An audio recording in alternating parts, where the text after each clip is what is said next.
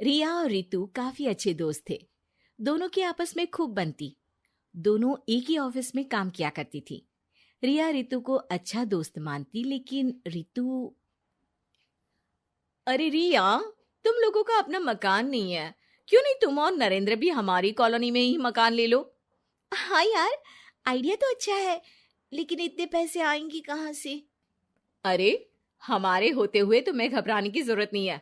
रुको, मैं अपने दूर के एक भाई से बात करती हूँ। उसका यही काम है, लोगों को घर दिलाना। थोड़ा सा कमीशन लेता है, लेकिन मार्केट के रेट से कम दामों में घर भी दिला देता है। अरे वाह, तुम अपने भाई से बात करो, मैं नरेंद्र से बात करती हूँ। रितु रिया के जाने के बाद अपने भाई को फोन करती है। अरे भाई, कोई मकान बिक रहा हो तो बताओ, मेरी एक सहेली को चाहिए। अरे है ना, पूरे 40 लाख का है। ओ भाई, ठीक है, फिर मैं उसे 45 लाख का बोलूंगी। दोनों मिलकर 5 लाख का आधा आधा बांट लेंगे, ठीक है? रितु रिया को मकान दिला देती है। लेकिन एक दिन उसका नया मकान देखने नरेंद्र की बहन आती है। अरे भैया, मकान तो अच्छा है, कितने का लिया? तुम्हारी भाभी की सहेली ने दिलवाया है। बड़ा ही ठीक रेट में मिल गया नीरू, सिर्फ 45 लाख का। तभी नीरू का पति बोलता है। नरेंद्र, ये तो बहुत महंगा है। मेरे दोस्त ने भी यही मकान सिर्फ 38 लाख में लिया है। चलो, मैं तुम्हें उनके घर ले चलता हूँ। दोनों नरेंद्र की जीजाजी के दोस्त के घर जाते हैं, जहां उन्हें रितु का भाई मिल जाता है। क्या बात है, आपने हमें धोखे से महंगा मकान बेचा है। पता है कितनी मेहनत की कमाई का पैसा है। अब ये तो आप उन मैडम से पूछे जिन्होंने आपको ये मकान दिलाया है। उनके कहने पर ही मैंने ये रेट लगाया था। अब नरेंद्र को रिया पर गुस्सा आ जाता है। वो रिया को कहता है।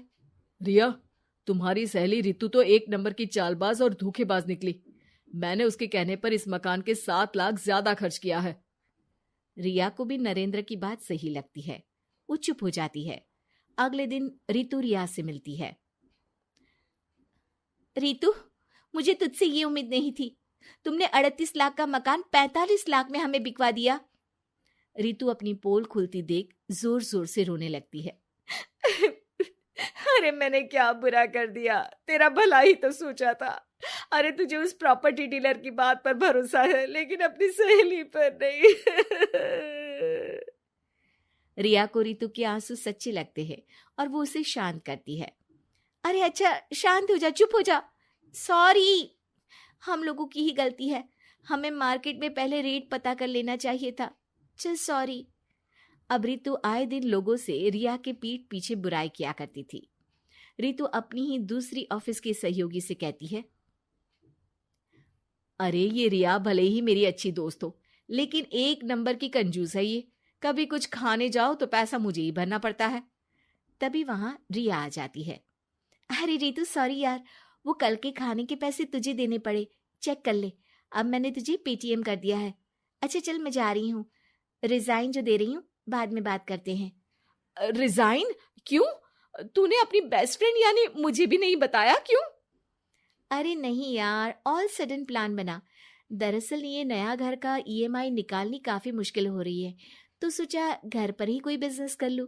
अब इतनी थोड़ी सी कमाई में हो नहीं पा रहा है ना। अच्छा अच्छा, क्या बिजनेस करेगी? देख, तू तो जानती है कि यहाँ मुझे सिर्फ 15,000 मिलता है, लेकिन घर में बच्चों का प्ले स्कूल खोलूंगी तो पूरे 4,000 एक बच्चे से मिलेगा। 10 भी आ गए बच्चे तो पूरे 40,000 की कमाई, वो भी घर पर रहकर। है ना अच्छा आइडिया? रितु को रिया की बात से जलन होती है। वो कहती है। अरे फिर 10 क्या, 50 बच्चे का ही सोचना। अरे कहाँ यार, घर में इतनी जगह कहाँ। सुन ना, एक काम करते हैं, हम मिलजुल कर किराए का मकान लेकर उसे सजाते हैं। फिर ज्यादा कमरे होंगे तो ज्यादा बच्चे आ सकेंगे ना। हाँ, लेकिन मैं एक बार नरेंद्र से पूछ लेती हूँ। रिया नरेंद्र को सारी बात बताती है।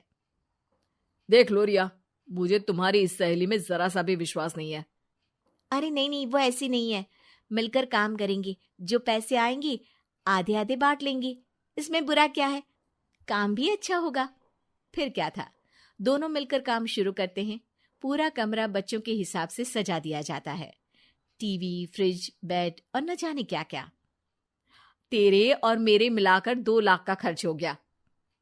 अरे कोई बात नहीं, पैसे कमाने के लिए इन्वेस्टमेंट तो करनी पड़ती है। अब इतनी बड़ी रकम है, अच्छा है कि दोनों ने मिलकर कर ली, वरना एक के बस की तो बात नहीं है। हाँ, लेकिन अब मैं ना एक बात बोलना चाहती हूँ। देखो, पिछले 2 महीनों से जब से ये काम चल रहा है, सारी मेहनत मेरी ही है। मैं ही सारा सारा दिन यहाँ का काम देखती हूँ। तो अब मैं तुम्हारे साथ ये काम नहीं करूंगी।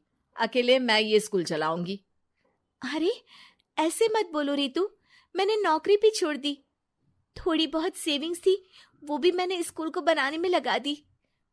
अब यार, तुम तो आलसी भी हो। मुझे नहीं लगता तुम ये काम कर पाओगी। रितु, नरेंद्र ठीक बोलते थे, तुम भरोसे के लायक नहीं हो। ये मेरी गलती है कि मैंने तुम पर विश्वास किया। अच्छा जी, तो गलती की ना। मैं तुमको तुम्हारे पैसे धीरे धीरे करके दे दूंगी। अच्छा होगा कि अब तुम यहां से निकल जाओ।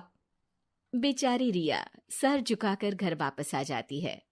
नरेंद्र, वही हुआ जिसका डर था। रितु ने मुझे पार्टनरशिप से हटा दिया।